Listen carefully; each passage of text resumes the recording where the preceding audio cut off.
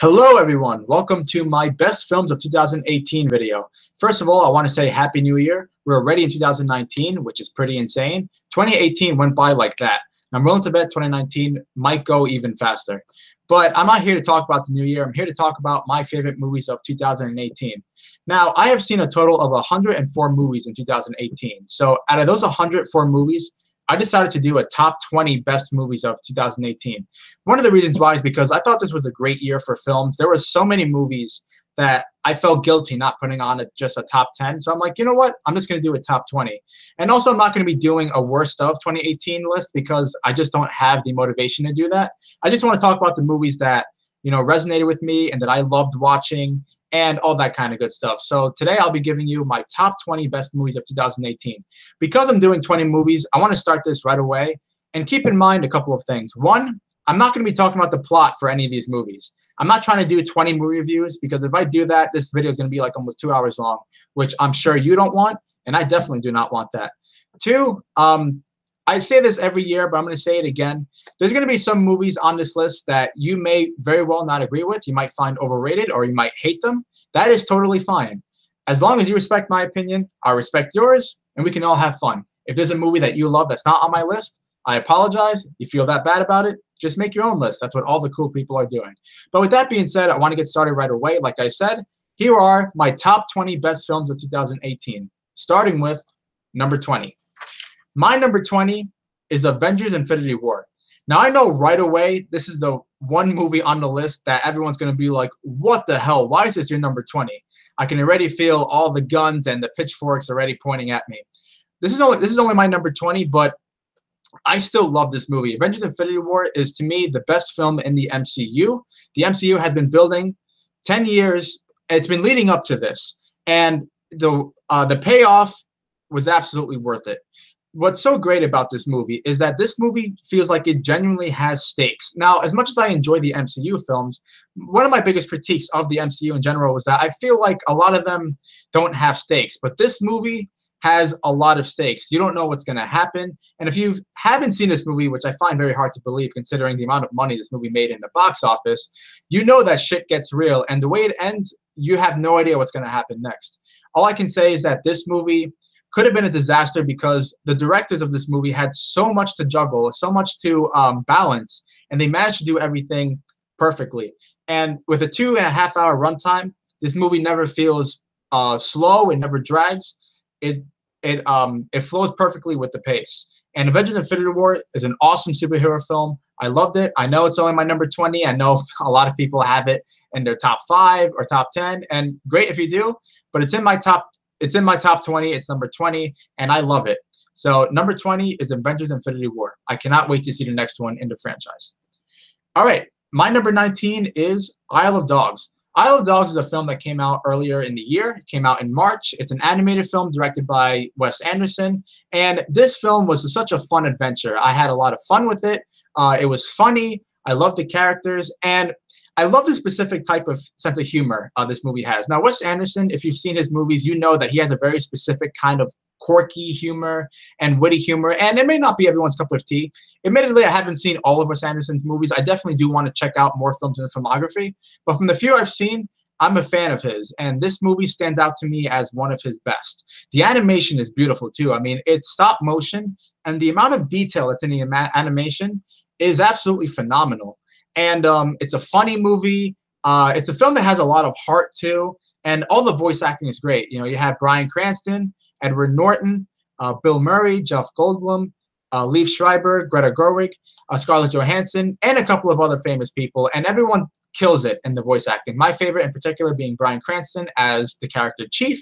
And the story is really cool, too. I mean, it's kind of a bizarre story, but you can buy into it once you watch it. And I loved it. It's on HBO now. If you have HBO and if you haven't seen it, I would highly recommend Isle of Dogs. It's a great animated movie. It's going to be nominated at the Oscars for Best Animated Film. There's no question about it. If it wins, I won't be mad. But there's another movie I want to win, which I'll talk about later. But with that being said, Isle of Dogs is my number 19. Fantastic movie by Wes Anderson. I can't wait to see what he does next. All right, number 18. My number 18 was my most anticipated film of 2018, and that is Incredibles 2. Incredibles 2 is an animated film that we have been waiting 14 years for, and thank God Brad Bird finally was like, let's make Incredibles 2. Here's what I will say right off the bat. I don't think this movie is quite as good as the first one, which isn't really surprising considering how great the first one is. But the second one, to me, comes pretty damn close. This movie was awesome, and it took a lot of what was great about the first one and expanded upon it in the sequel. I had such a blast with this movie. I love the characters, Jack in particular, who I really liked in the first one, but I thought he had way more time to shine in the sequel. And everyone, I thought, did a great job in terms of voice acting, and I love the characters. The villain was the only kind of weak part in the movie, but with that being said, this movie was still fantastic. It's a great film by Pixar. It's a great sequel. And yeah, it's another animated film that will be nominated at the Oscars. And if it wins, I won't be mad. It's definitely paid off, in my opinion. I know there are people who weren't a fan of it who said it felt like a rehash of the first one. I tend to disagree. I do think there are some similarities with the first one, but I do think in its own right, it works pretty well. And yeah, Incredibles 2 is a great sequel. It's my number 18. Number 17. My number 17 is The Night Comes For Us. Now, this is going to be one of those movies that perhaps not a lot of you are going to know, but I'm going to explain what it is. Now, this is a Netflix movie. It's an Indonesian action movie. So a lot, like 90% of the movie is in Indonesian, and there's a few scenes that are in English, but for the most part, it's a movie with subtitles, and you got to watch it. The Night Comes For Us. This movie is insane. Like, this movie is absolutely bonkers. This movie is crazy. The first fight scene, you know, you're watching it, you're like, damn, that was pretty brutal. Then the second fight scene happened, and you're like, holy shit, what the fuck am I watching? And then it just goes completely crazy from there. But I don't just love it because of how great the action is, but it's the filmmaking. And honestly, from an action standpoint, it's a spectacle to behold. It's kind of really hard to, you know, really explain this movie in words without you not seeing it. But here's what I will say: if you like the Raid movies, there's no way you won't like this one, because this movie is similar to those. Not only because the main actor's in it, but because of how, because of the way it's directed. And the plot, it has a simple plot, but the way it's executed and the way how things go down, it's just crazy. I love this film. I will say, if you find too much blood and gore to be not your thing, maybe skip out on this. But if you're a huge action fan, absolutely go see this one. The Night Comes For Us is worth seeing. It's my number 17. Number 16. My number 16 is Mid-90s. Mid-90s is the first film directed by Jonah Hill, and it's a coming-of-age film about a bunch of boys who like to skate and who hang out in the 90s. So Mid-90s is a film that was really funny. There's a lot of dramatic moments, and it's a very short movie. It's not even an hour and a half long, but within the whole runtime, I was invested in the story. I wanted to know what was going to happen next, and I thought the comedy and drama aspect was balanced really well. I liked the characters a lot. I thought the humor worked really well too. And there's a monologue in particular at the end. I mentioned it in my review of Mid-90s, where there's a monologue at the end between two characters, and I thought that monologue was fascinating and really impressive.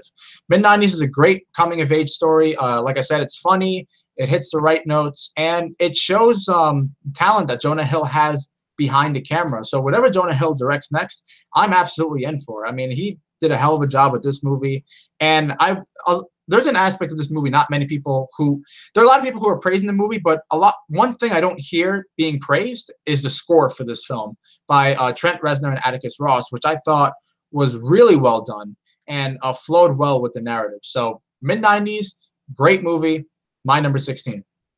Number 15. My number 15 is If Beale Street Could Talk. I saw this movie last night, and I'm very glad I did, because if I had not seen this last night, then I would not be talking about this movie right now. If Beale Street Could Talk is from the director of Moonlight, you know, the movie that won Best Picture in 2016. And I will say, even though they're very different movies, I'm going to say this anyway, I don't think it's quite as good as Moonlight. With that being said, it's a fantastic film by Barry Jenkins. This movie is beautiful, and it's heartbreaking at the same time. It's beautiful in terms of the story, because it's a love story, and it's a love story that you can really buy into. But it's a love story that brings a lot of tragedy. It's a character drama, and it's a social commentary too. This movie talks a lot about racial issues that was going on. It talks about the problems these characters go through on a daily basis, and it's a very complex film. I'd rather not really go uh, specifically talk about the themes and all that, because it's better if you, because I know this movie is just being released now, worldwide, so it's better if you just go see it. It's a slow movie, so I mean, I was never bored throughout it, but if you're one of those people who can't really who have a problem with slow burns, then I would still say give it a chance, because even though it's a slow burn, I was invested in the story. And like I said, there's a lot of moments of heartbreak. There's moments that you will feel great. If Beale Street Could Talk is a great movie. It's going to be mentioned a lot at the Oscars, and I hope it gets a lot of Oscar love, because it's truly a great film. It's based off a book by James Baldwin. I did not read the book. I hear nothing but great things about the book, but I will say the writing is absolutely terrific. There's one scene in the first act that involves a bunch of characters who are kind of in the moment. They're very heated, and it was so fascinating to watch. And yeah, the acting is phenomenal too. Regina King, I hope she wins the Oscar for Best Supporting Actress. She was terrific. But with that being said, If Beale Street Could Talk is in theaters now. I mean, hopefully it's playing near you. If it's not, you should wait for it to come to your area and for you to see it, because it's definitely worth seeing. If Beale Street Could Talk is my number 15. Number 14. My number 14 is a film that came out over the summer, and that is Hereditary. Hereditary is a horror film, a very good horror film that doesn't rely on jump scares, but it relies on the family and the horror that they're going through. Toni Collette absolutely deserves an Oscar nomination. Yes, I am on the board, on the train, the hype train of Toni Collette. And I'm very happy to be on board, because she delivers a fucking phenomenal performance. There is no way you can tell me, even if you hated this movie, you can't tell me Toni Collette was not good. She gave it her all. I think she was nominated for Sixth Sense, but I feel like she was better in this movie than she was in that movie. But it's not just Toni Collette's performance that's just great. The story itself is unpredictable too. I had no idea what to expect going into this movie, because going in, I saw one trailer, and even the trailer did a good job of keeping it vague, so I didn't know what was going on. So during a lot of the movie, I was kind of surprised what was happening, and then as the movie was going on, it just got crazier and crazier. It's only number 14, but I really do love this movie, and I know there are some people that I know personally who have this very high on their list, and I completely understand why. There's just other movies I personally enjoyed more, that resonated with me more, but Hereditary is a movie that's absolutely worth seeing, and it's a directorial debut, and one hell of a directorial debut. This year was a great year for directorial debuts. Mid-90s was one of them, which one I mentioned, and there's going to be a couple more that I mentioned a little later on. But with that being said, this is a really great horror film. It's a great drama, great performances, great direction, and the writing is excellent. I give Hereditary the highest of praises, and that's why it is my number 14. Number 13. My number 13 is a film that I feel like kind of went under the radar for some people, and that is Searching. This movie surprised me. Now, I watched the trailer, and I forgot what movie I went in the theater to when I saw this trailer. But when I saw the trailer, I saw a lot of, quotations from critics saying how great it was, and I thought it looked cool. So I'm like, okay, I'll go watch it. Walking out of the theater, I was absolutely blown away. This movie damn near gave me an anxiety attack, because like Hereditary, I mean, they're both very different movies, but what I'm trying to say is the similarities between this and between Searching and Hereditary is that both of them damn near gave me an anxiety attack. And I think Searching kind of had me more on the edge of my seat, because this really was unpredictable. And this movie is told only through like a computer screen. Everything is told through technology, whether it's Skype, whether it's internet websites, or the main character, John Cho, who is phenomenal in this movie, whether he's talking on the phone. Yeah, the whole movie is told in the digital aspect. I know there are people out there who are not for that kind of, format of storytelling, but this movie does it in perfection. In fact, I can't imagine it done in any other way besides this one. It works really well. The first 10 minutes are also very emotional too.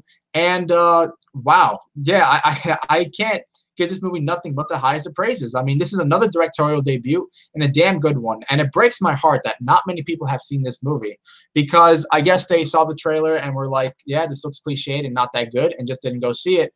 But they ended up missing one of the best movies of 2018, which is a damn shame. Searching, please go see it if you haven't. It's such a great thriller, and I can't talk about it enough because the less you know about this movie, the better the experience is going to be for you. Just trust me. Searching is great.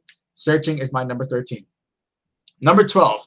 My number 12 is a film that came out a little earlier in the year, came out around April. That is A Quiet Place. A Quiet Place is an original, unique, and awesome horror film that I absolutely loved watching. Just the idea of you being in the environment where you can't make a sound because these creatures can hear you.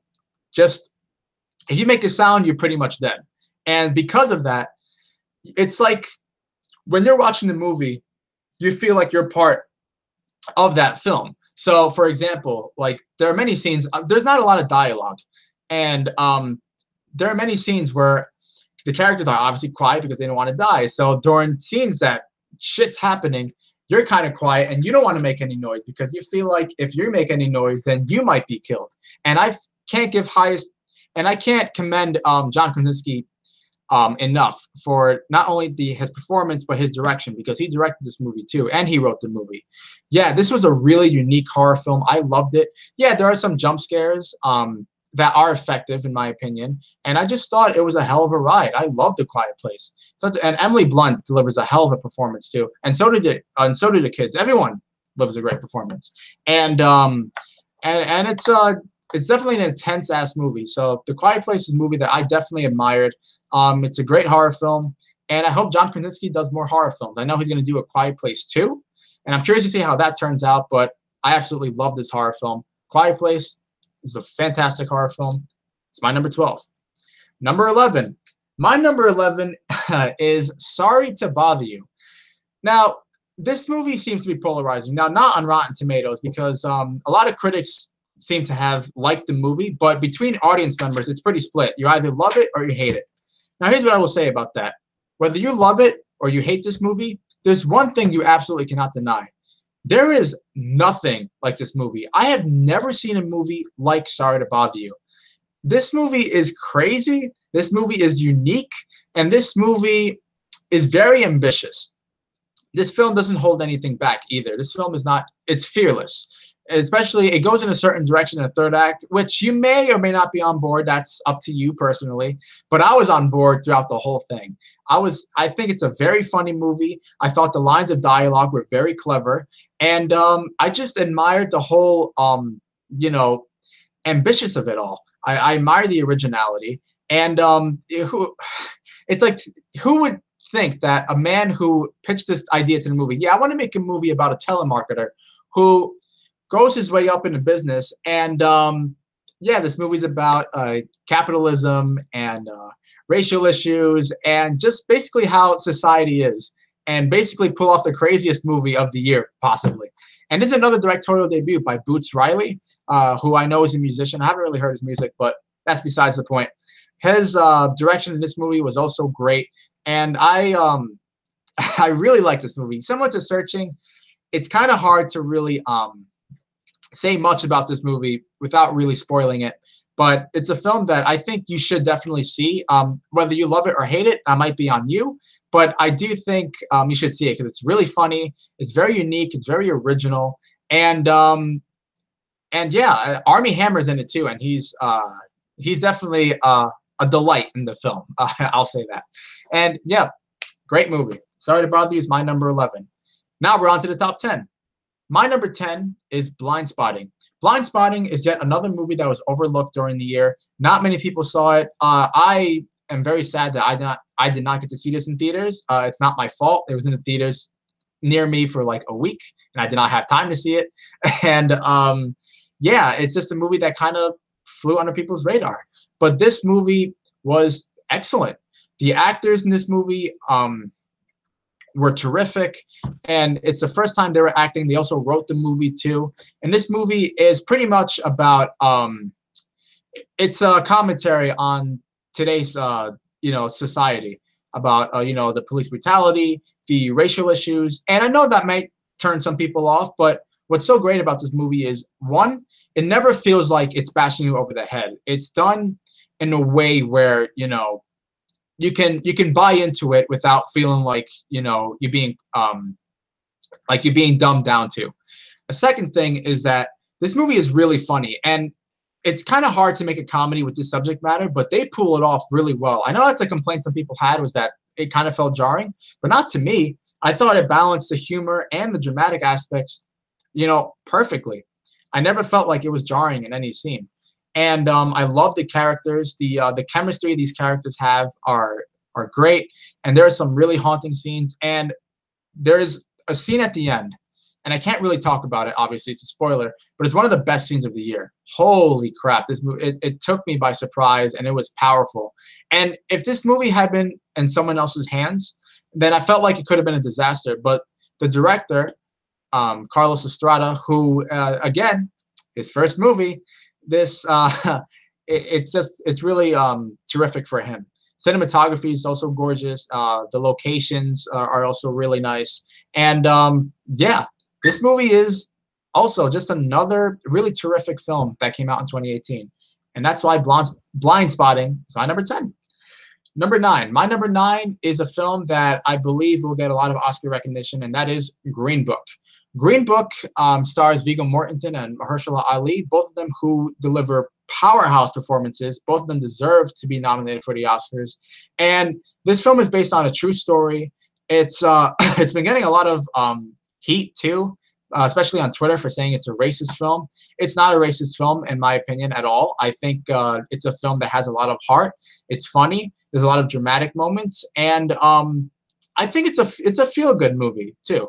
Yeah, there's a lot of sad scenes. There's a lot of scenes that are frustrating to watch, but at the end of the day, it's more of a feel-good movie, and it's a road trip movie with these two guys who are very different, and one's white and one's black. But you get, as the movie goes on, you get to see how these characters change. You get to learn more about Mahershala Ali, and you get to see Viggo Mortensen's character, how he changes throughout the movie. And I thought it was really fascinating to watch. It's a very terrific movie. That's all I can really say. And Green Book is just a film that you got to see. It may sound like Oscar bait, but it's really not. It's a movie you can watch, enjoy, laugh, and it might resonate with you. So Green Book is my number 9, one of the best movies of the year for sure. Number 8. Now, my number 8 is the most polarizing film of the year. People either love it or hate it. There's no in between, and that does include critics as well. I'm on the board that loves this movie, and that is Suspiria. Suspiria is a remake of 1977 horror film, and this, in my opinion, this remake is better than the original. This remake is 2.5 hours long, and I was absolutely engrossed in the story. I wanted to know what was going to happen next, and even though it's a remake, it's pretty much its own different thing. I mean, there's so many different story elements, and they actually take the time to develop the characters, to develop certain aspects. And I was blown away. And Tom York's score, holy crap. And his song, Suspirium, I hope that's nominated for Best Original Song, the direction. And this movie, it's a horror film. It's my favorite horror film of the year. And the way certain scenes play out is crazy. Like, there's one death scene in the first act. Oh, my God. It's pretty crazy. And, yeah, this film, it also has themes that are relevant today and how they incorporate them. And Dakota Johnson, in my opinion, delivers her best performance too. This is a really terrific film. And Tilda Swinton, who is the MVP in this, because she plays 3 different characters in this film. And I thought she did great in all 3 of them. So yeah, I love Suspiria. I know it's not for everyone. Not everyone's going to be on board with this movie, and that's fine. But I couldn't get enough of it. And it's on my list. I'm proud it's on my list. So Suspiria is my number 8. My number 7 is BlacKkKlansman. Now, BlacKkKlansman is directed by Spike Lee. It's based on a true story about how the first black officer in Colorado infiltrated the KKK. Yeah, the story is insane, but similar to Blind Spotting, this movie balances the humor and drama aspects to perfection. Again, if it was another director that wasn't capable of doing that, then the movie could have been a tonally, not good film. But this film is freaking fantastic in all the right ways. The performances, the direction, the writing, all Oscar worthy. And the ending is powerful. The last 2 minutes in particular, it's kind of a punch in the gut, if I'm being honest. And it's kind of like a slap to reality. I don't want to spoil it for those who haven't seen it, but Black Klansman is a film that you definitely should go see. It's one of the best movies of the year. It's going to be nominated at the Oscars for some pretty big awards, and rightfully so. Black Klansman is a film you got to see to believe. Black Klansman is my number 7. Number 6. My number 6 is A Star is Born. A Star is Born is the 4th remake, the 4th retelling of the story, and somehow it still feels fresh, and I still love it. A Star is Born features the best soundtrack of the year, the best performance by Bradley Cooper, and a phenomenal performance by Lady Gaga. Both of them not only have great chemistry, but on their own, they deliver Oscar-worthy performances that are truly, how do I even say it? They are truly just magnificent to see on screen. And it's a drama that that's heartbreaking sometimes. It's a film that you're watching and you're invested in the story. And then, yeah, you get to see a look of how her life is, how her career is going up and while his is going down the drain, and the tensions that arise. It's heartbreaking. It's sad to watch, but it's also good to watch too, because you're so into the characters and you want to know what happens next. This is a terrific film, and I love the song so much. I think the film is a powerful drama, and yeah, the ending in particular is very emotional. So yeah, Star is Born, especially I saw it in Dolby, and watching it in Dolby was particularly fascinating because the concert scenes were directed to perfection. Another directorial debut from Bradley Cooper, and yeah, I hope he gets nominated at the Oscars. I mean, he will for both actor and director, I think. But direction here is fantastic. Direction, and it's just a great ass movie. So A Star is Born is my number 6. Number 5. My number 5 is documentary, and it's from what I've seen, the few documentaries I've seen, it's my favorite documentary of the year, and that is Won't You Be My Neighbor? Won't You Be My Neighbor is a documentary about Fred Rogers, his life, his career, and the impact he had on people. Now, here's one thing I want you to know. If you've never seen an episode of Mr. Rogers, you can still watch his documentary and appreciate the hell out of it. WatchMojo.com did a list of the top 10 movies that are impossible to hate. And they should honestly redo that list and put this movie on there. This movie is just wonderful. And you get to see how Mr. Rogers was, the problems that he faced and just the impact he had on people's lives. And you can't help but admire the person. And there is a guarantee that you're going to get emotional. During what scene? I don't know. It's up to you, I guess, because there are a lot of scenes that are going to impact you, I think, in some sort of way. And it was just a fascinating documentary. Now, documentaries have never been my favorite genres, but this documentary, this is exactly how you do a documentary right. Not only is it entertaining, not only is it informative, but it has so much heart. And there's just so much to love about this documentary. Won't You Be My Neighbor? I hope it wins Best Documentary. It absolutely deserves to. Won't You Be My Neighbor is my number 5. Number 4. My number 4 is the best action film since Mad Max Fury Road. That is Mission Impossible Fallout. This movie is the best of the franchise. I love this movie so much. I saw it twice in the theater. And I saw it the second time in IMAX. And I got to tell you, that made it the difference, because there are certain scenes that are filmed in IMAX. And holy crap, it's like I was literally sitting there with my hands on my chair like, holy fuck, because it's just crazy. And Tom Cruise delivers another great performance. And you just think, this guy's crazy, because he does all these stunts, and he even broke his ankle in this movie. So, and they kept that take too, where he just stood up and he's just limping. And I'm like, oh my God, this guy is so dedicated. And it just, Henry Cavill is a great villain. The story is also a really smart story. It's not a turn your brain off action movie at all. It's more of a pay attention to the story, appreciate the action scenes, appreciate the performances, and appreciate the magnificent cinematography and direction, and the and all the stunt work we're about to present to you, because you're in for a hell of a ride. I was in for a hell of a ride. Hell of a ride that I saw twice in the theater and that I still can't stop thinking about to this day. It's my number 4, Mission Impossible Fallout. If they continue to make movies that are this good, then by all means, I am all for it. All right, number 3. My number 3 is the best animated film of the year, hands down. Spider-Man Into the Spider-Verse. I was looking forward to this movie, but this movie surpassed my expectations. And I do mean surpassed with a capital S. Holy crap. I did not think this movie would be this good. This movie tells the story of Miles Morales and how he meets with other Spider-Mans in different dimensions. And it's so creative. I absolutely love the animation in this movie. And the story was just so fascinating. It's such a hilarious film. It's one of the funniest movies of the year, too. And the way the action scenes are filmed and just the adventure and the ride and the heart this movie has and the emotional scenes and the villain of Kingpin, this movie is A-plus material. And it better win at the Oscars. If it's not nominated at the very least, that will be the crime of the century. And I'm saying that right now. This movie has it all. It's the best Spider-Man movie, in my opinion. Yes, the best Spider-Man movie. Yes, better than Spider-Man 1, better than Spider-Man 2, better than Spider-Man Homecoming, better than all the Spider-Man movies, in my opinion. This is the Spider-Man movie that you need to see to believe. And yeah, the after scene credits too is absolutely terrific. So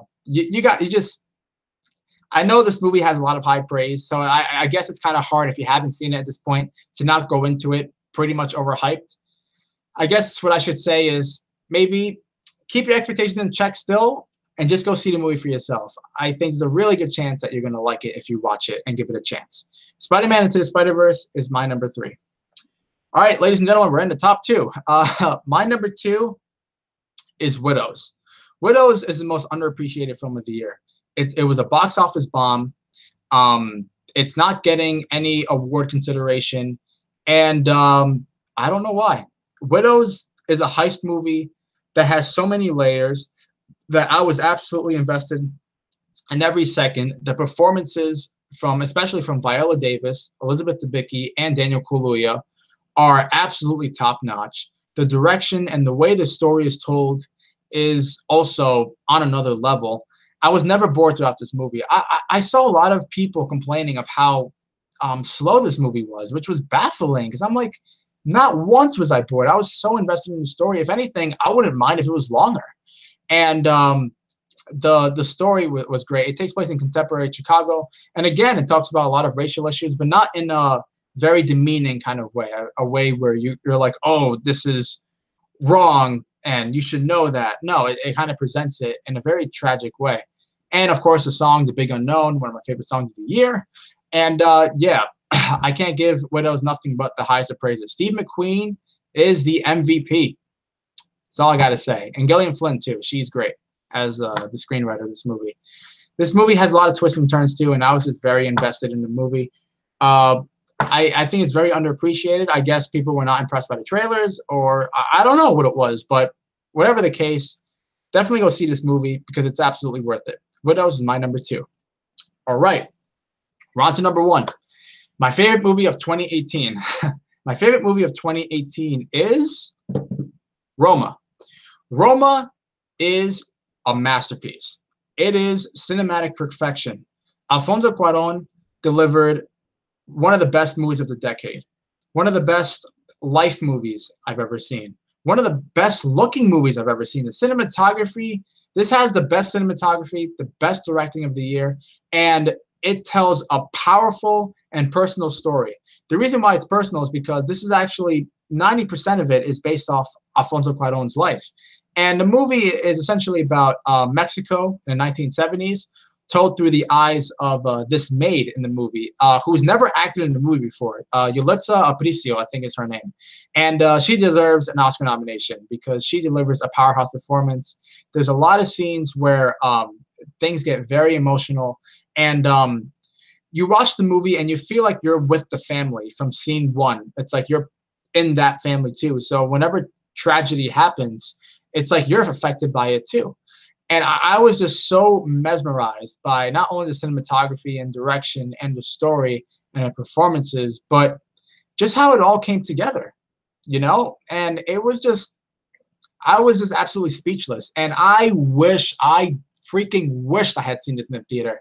It just didn't play in my state in the theater, so I just didn't have the opportunity to do so. But I saw it on my own home in Netflix, and I do think it created that, because it still impacted me very well, but I can only imagine how much it would have impacted me in the movie theater, because just the way scenes are shot and just the way it looks, it's absolutely magnificent. I can't praise Roma enough. It's a beautiful movie, both in a storytelling level and on the way it's directed. So, and has very powerful scenes. There's a scene in the third act involving a beach, which is, you just got to see it to believe it. That's all I'm going to say. Roma is my #1 favorite movie of 2018. I hope it gets nominated for Best Picture. I hope it wins Best Picture. I hope Alfonso Cuarón wins Best Director. I can't speak any more highly about this movie. Roma is on Netflix, a Netflix movie. Probably the first time ever a Netflix movie was my favorite movie of the year. But it's the best movie Netflix has ever done, hands down. And Roma is my #1 favorite movie of 2018. That is my list. That was, I know, top 20. I hope you guys enjoyed my list. And thank you guys so much for watching. Expect my most anticipated films of 2019 list to be up very soon.